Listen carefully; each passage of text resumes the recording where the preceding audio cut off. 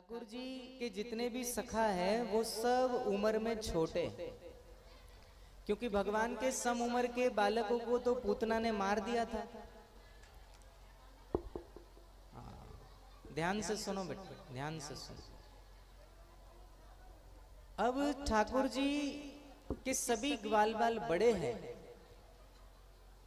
ठाकुर जी का बाह्य स्वरूप देखो तो ठाकुर जी जरा हृष्ट पुष्ट शरीर के, अच्छा भरा हुआ शरीर है, गोल मटोल गाल है, चेहरा तो आह त्रिभुवन मोहिनी तो है ही है मुख पर, श्रीमुख पर, और बातों के धनी हैं। ठाकुर जी को बातों से कौन जीत सकता है।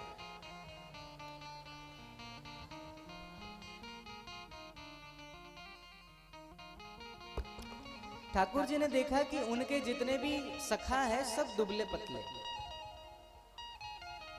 केवल दाऊ भैया और ठाकुर जी बढ़िया अच्छे शरीर से। तो पूछा ठाकुर जी ने अपने सखाओं से कि क्यों सखा, हमारी मैया हमारे बाबा तो हमको खूब माखन खिलाते, क्या तुम्हारी मैया तुम्हारे बाबा तुमको माखन नहीं खिलाते जो तुम इतने दुबले पतले हो। तो भगवान के सखाओं ने भगवान से कहा कि अरे कन्हैया, हमारे भाग्य में कहां माखन, कहां दूध, कर के स्वरूप में सारा मथुरा भेजना पड़ता है, तो माखन तो दूर की बात, हमें तो दूध भी पीने को नहीं मिलता, इसलिए शरीर नहीं बन पाता। तो ठाकुर जी ने कहा कि हमारी गैया हम चराते हैं, हम दूध दोते हैं, हम माखन मेहनत करके निकालते हैं, और वो माखन मथुरा भेज दिया जाता है। ऐसा तो नहीं होना चाहिए, गलत बात। बोले गलत तो है लेकिन क्या करें। तो ठाकुर जी ने कहा चलो कल हम मथुरा जाने वाले मार्ग पर बीच में ही खड़े हो जाएंगे, और जो लोग, जो गोपिकाएं, जो ग्वाले माखन मथुरा पहुंचाने के लिए निकलेंगे, हम उनको समझाएंगे, अगर बात नहीं मानते तो उनके माखन की मटकी फोड़ देंगे। कथा कहती है कि भगवान छोटे से है, मार्ग रोक लिया, गोपियों को कहा कि ये माखन नीचे उतारो, इस माखन पर पहला अधिकार ब्रज के बालकों का है, हमारे खाने के बाद जो बचेगा वो मथुरा जाएगा। तो गोपियों ने और उन लोगों ने बात हल्के में ली, अरे कान्हा क्यों बीच में पड़ रहा है, ये तो कर है, ये तो देना ही पड़ता है, देना पड़ता है, लेकिन आज के बाद नहीं।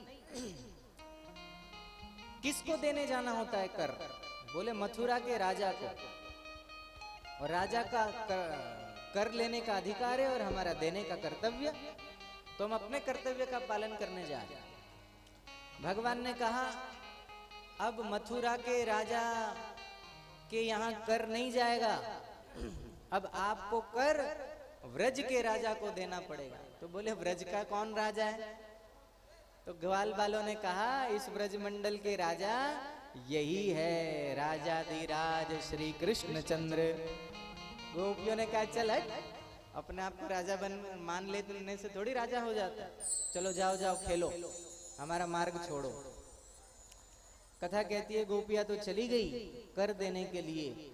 यहाँ भगवान ने सोचा कि सीधी उंगली से घी ना निकले तो टेढ़ी उंगली करो, और भगवान ने एक मंडल बना लिया,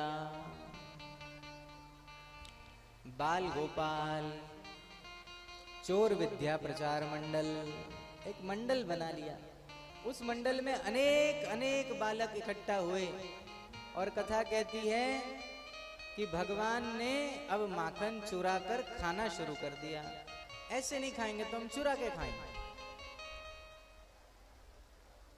लेकिन कंस के यहां हम माखन नहीं भेजेंगे। उस समय उस राजा के सामने यह राजा का बहुत बड़ा विरोध था कि कर नहीं देंगे।